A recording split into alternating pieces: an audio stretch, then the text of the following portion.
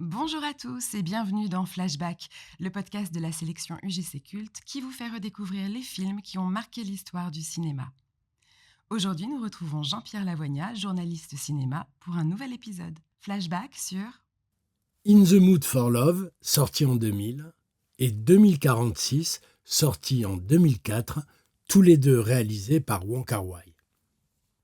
Rarement cinéaste aura été de son vivant aussi culte que Wong Kar-wai. Rarement film aura été aussi culte que In the Mood for Love, film romantique ultime, comme l'a qualifié un critique, dont le souvenir est totalement envoûtant, lui dont la beauté est justement d'explorer le souvenir du souvenir. Si vous ne l'avez jamais vu, et si vous aimez le cinéma inclassable, entêtant, mélancolique, un cinéma plus visuel que bavard et qui préfère les musiques au dialogue, il est fait pour vous, tout comme d'ailleurs l'œuvre de Wong Kar-wai. S'il vous reste à la découvrir, vous avez de la chance, car ces films sont la promesse d'un plaisir rare et précieux. La présentation à Cannes en 2000 de In the Mood for Love, son 7e long métrage, avait relevé du miracle. Gilles Jacob, alors délégué général du festival, l'avait sélectionné après en avoir vu seulement une quarantaine de minutes. Wong Kar-wai avait dû alors se lancer dans une véritable course contre la montre pour terminer à temps ce film qu'il avait mis plus de 15 mois à tourner. « J'aurais pu continuer à faire ce film éternellement », a-t-il d'ailleurs déclaré. « J'adore cette période, cette atmosphère, j'aurais pu tourner encore des kilomètres et des kilomètres de pellicule. » Avec ses éternelles lunettes noires et son allure de dandy, cultivant volontiers son mystère, ce Wonderboy du cinéma asiatique est né à Shanghai, mais s'est installé à Hong Kong avec sa mère à l'âge de 5 ans, tandis que son père et le reste de la famille étaient bloqués en Chine par la révolution culturelle. Il fait aujourd'hui l'objet d'un véritable culte auprès des cinéphiles. Cinéaste de la passion et du désir, de la modernité et de la mélancolie, jouant avec le temps, les musiques et les couleurs, sans cesse à la recherche de nouveautés narratives, esthétiques ou techniques, en perpétuelle interrogation, connu pour ses tournages longs et expérimentaux et ses finitions qui n'en finissent pas, cet ancien étudiant en art graphique et en photographie construit film après film une œuvre unique, pop et sensorielle, écorchée vive et fiévreuse. Il a été révélé à la Semaine de la Critique en 1989 par un polar, As Tears Go By. Ses films suivants, Nos années sauvages en 1990 et Chungking Express en 1994, ont fait de lui le maître de l'errance, du temps qui brûle et de la jeunesse perdue, dont se recommande alors toute une génération de cinéastes. Sofia Coppola le remercie en le plaçant au même niveau qu'Antonioni quand elle reçoit son Oscar pour Lost in Translation. Et son 6e film, Happy Together, sur un couple gay hongkongais, parti en Argentine et en pleine tourmente sentimentale, lui vaut le prix de la mise en scène au Festival de Cannes 1997. Il est alors prêt à se lancer dans un vieux projet qui deviendra In the Mood for Love. Nourri d'inspirations diverses, dont une courte nouvelle dans laquelle 2 habitants d'un immeuble se croisent dans l'escalier sans jamais se parler, il rêve aussi d'une trilogie autour de la nourriture. Mais, comme toujours, affinant, voire trouvant son sujet en chemin, il se concentre finalement sur cette relation, dans les années 60 à Hong Kong, de 2 voisins trompés par leurs époux respectifs qui ont une liaison. Et il a cette idée magnifique de ne jamais montrer les infidèles, mais de faire jouer aux époux trompés le rôle de leur conjoint, ce qui va les rapprocher davantage encore. Avançant sans véritable scénario, trouvant de nouvelles idées chaque jour, les remettant en cause le lendemain, il tournera même des scènes d'amour qu'il ne gardera pas, soucieux du moindre détail, traquant des regards qui se dérobent ou qui au contraire se prolongent un peu trop, des gestes esquissés et des profils perdus, il met une pression d'enfer sur ses acteurs. Les fidèles Tony Leung, qui gagnera un prix d'interprétation à Cannes, et Maggie Cheung, qui en aurait mérité un, dont la coiffure et les robes au tissu chatoyant sont devenues iconiques.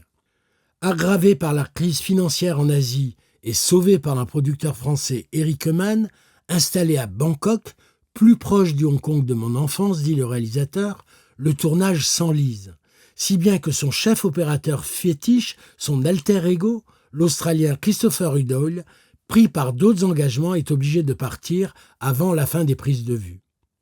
La post-production ne sera pas moins chaotique, mais de ce chaos naît un film d'une incroyable harmonie qui frôle la perfection.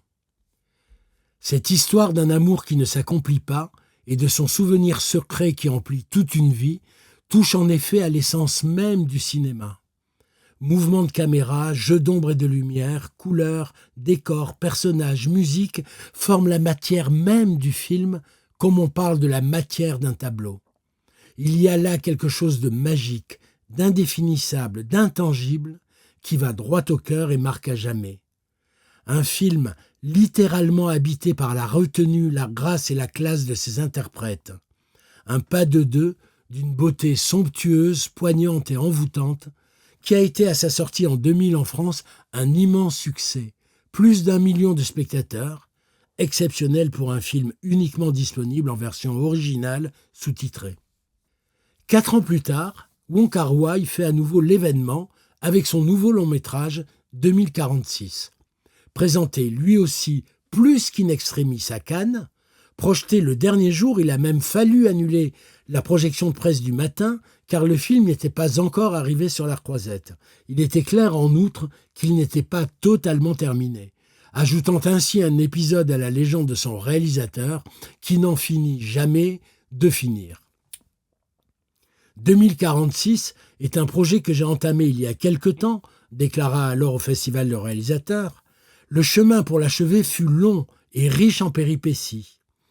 Mais tout comme les souvenirs que nous chérissons, il est difficile de s'en défaire. Or justement, 2046 ne parle de rien d'autre que de l'impossibilité à se défaire des choses qui nous sont les plus chères et souvent aussi les plus lourdes à porter, nos souvenirs. Plus encore que pour ses films précédents, la gestation de 2046 a en effet été un enfer plein de péripéties. Débuté pendant le tournage de In the Mood for Love, le tournage s'est échelonné sur 4 ans entre Bangkok, Shanghai, Hong Kong et Macao.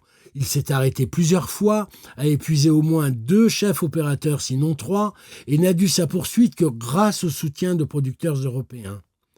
Le cinéaste avait au départ encore moins de scénarios que d'ordinaire et laissé libre cours à son imagination et à son inspiration du jour, quitte à en changer le lendemain, tournant ainsi des scènes qu'il choisissait finalement de ne pas utiliser ou poussant à bout ses acteurs qu'il convoquait sans les faire tourner, dont Maggie Cheung, mobilisée pendant de longs mois à Hong Kong pour n'apparaître finalement que quelques minutes.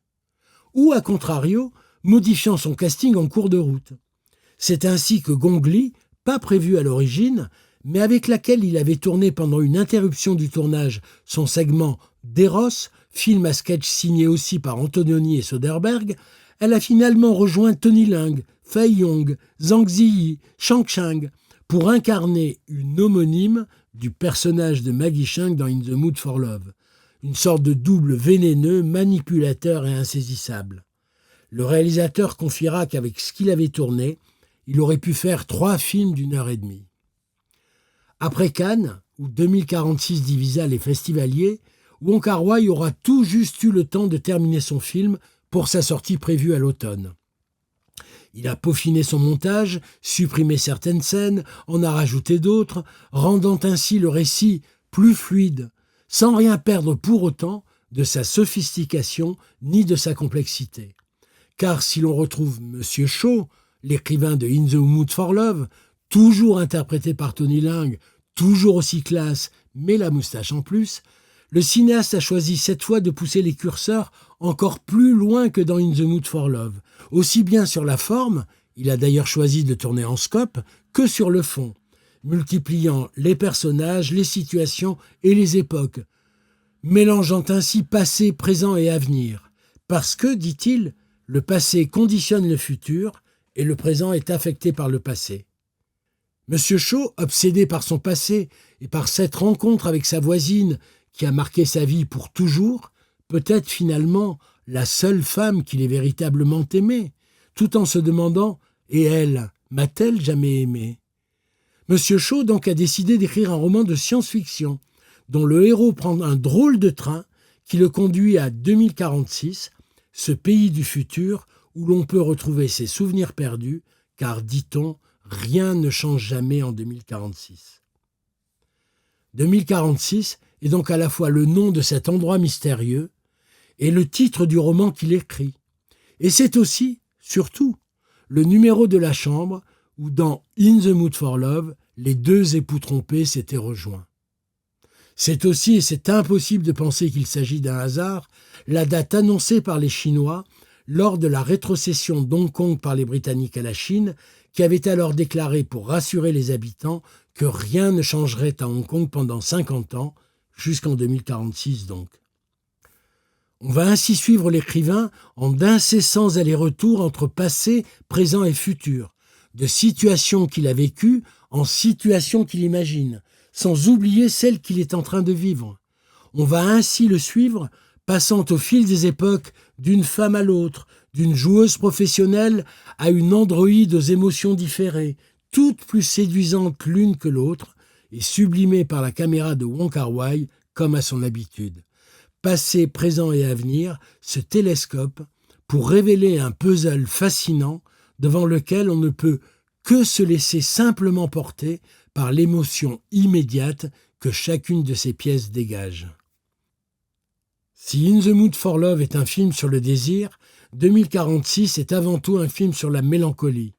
Un somptueux opéra de la mélancolie qui vous happe, vous enveloppe et ne vous lâche plus. Une voluptueuse et déchirante recherche du temps perdu, dont la beauté ne peut que nous toucher tout en nous transportant. Tout souvenir est baigné de larmes, affirme l'écrivain dès le début du film. À ceux qui reprochent à Wong Kar-wai de creuser dans 2046 le même sillon que dans In the Mood for Love, de jouer avec les mêmes figures de style, les mêmes contrepoints musicaux, le même ballet d'ombre et de lumière, comme s'il était en manque d'inspiration, on répondra simplement que ce film est un autre chapitre de la même histoire, non pas la suite, mais un prolongement. Après le désir, l'insatisfaction que laisse son accomplissement, cette douleur poignante des vaines victoires, cette obsédante sensation d'absence qui est la marque des rendez-vous manqués. Une main qui passe sur une rampe, une autre qui tire d'un jeu de cartes un as de pique, un homme au regard incroyablement las, une femme qui rit, une autre qui se détourne pour pleurer, une chanson entêtante, un air d'opéra comme surgi du néant. C'est la séduction et l'émotion à l'état pur. Des trésors de cinéma au cœur d'un long métrage déroutant et fascinant à la fois. Rarement film aura saisi à ce point l'essence subtile, magique et profonde de la mélancolie, de la douceur et de la douleur des souvenirs. Rarement cinéaste aura poussé aussi loin, de manière aussi tangible, aussi physique, son exploration de la matière même du cinéma. Rarement cinéaste aura magnifié à ce point ses acteurs, auxquels il faut rendre justice de s'être abandonné à ce point devant sa caméra et ses ambitions. Véritable virtuose des sentiments retenus, des chagrins refoulés et des émotions enfouies, dont le charme est à l'image de l'empreinte que laisse 2046, inoubliable. Comme s'il était arrivé au bout de sa quête, la suite a semblé moins évidente pour Wong Kar-wai. Depuis, il n'a réalisé que 2 films, un en anglais, My Blueberry Nights, avec Jude Law et Norah Jones en 2007, et un film d'arts martiaux, The Grandmaster, en 2013, son plus grand succès en Chine. Bien sûr, il n'a pas manqué de marques de reconnaissance. Il a ainsi présidé le jury du Festival de Cannes en 2006, devenant le tout premier réalisateur chinois à avoir cet honneur. Il a présidé aussi celui du Festival de Berlin en 2013. Et il a reçu en 2017, à 58 ans, le prestigieux prix Lumière à Lyon pour l'ensemble de sa carrière. En 2020, la version restaurée 4K de In the Mood for Love, supervisée bien sûr par Wong Kar-wai lui-même, aurait dû être 20 ans après sa découverte l'un des événements du Festival de Cannes. C'était compté sans le Covid. Mais ces films nous manquaient. Et voilà qu'on a appris l'an dernier qu'il avait finalement tourné non pas un film, mais pour la première fois une série télévisée, Blossoms Shanghai, les floraisons de Shanghai, qu'il a annoncé comme le troisième volet d'un triptyque entamé avec In the Mood for Love et 2046. Ces 30 épisodes de 50 minutes ont débarqué sur les petits écrans chinois, faisant exploser les audiences et déchaînant les passions. Passant des années 60 de son enfance aux années 90 du boom économique, cette série dévoile, selon le court synopsis qui a circulé, le glamour qui entoure un self-made man devenu très riche et ses relations avec 4 femmes fabuleuses qui incarnent les aspirations de sa vie, l'aventure, l'honneur, l'amour et l'innocence. En attendant de découvrir cette série en France, pour l'instant apparemment rien n'est prévu, n'hésitez pas à aller voir ou revoir sur grand écran en version restaurée ces splendeurs que sont In the Mood for Love et 2046, dont vous avez bien compris que j'étais un fan absolu. Merci Jean-Pierre pour ce bel épisode. Nous avons hâte de redécouvrir ce film en ce moment dans les cinémas UGC. Réservez vos places et retrouvez toute la sélection UGC Culte sur ugc.fr et l'appli UGC. Avant de se quitter, vous pouvez nous rappeler la sélection du mois ? Au programme aussi de ce mois de février, des films incontournables à revoir ou à découvrir sur grand écran. Vivre, d'Akira Kurosawa, sorti en 1952. Comment un fonctionnaire atteint d'un cancer décide de donner un sens à sa vie dans les derniers mois qui lui restent. Un des chefs-d'œuvre du maître japonais, immanquable. Le journal de Bridget Jones, de Sharon Maguire, sorti en 2001. Alors que sort le 4e épisode des aventures de Bridget Jones, aujourd'hui veuve et mère de 2 enfants, retour aux sources d'un film et d'une BO cultissime, avec bien sûr Renée Zellweger, Hugh Grant et Colin Firth. Nostalgie quand tu nous tiens.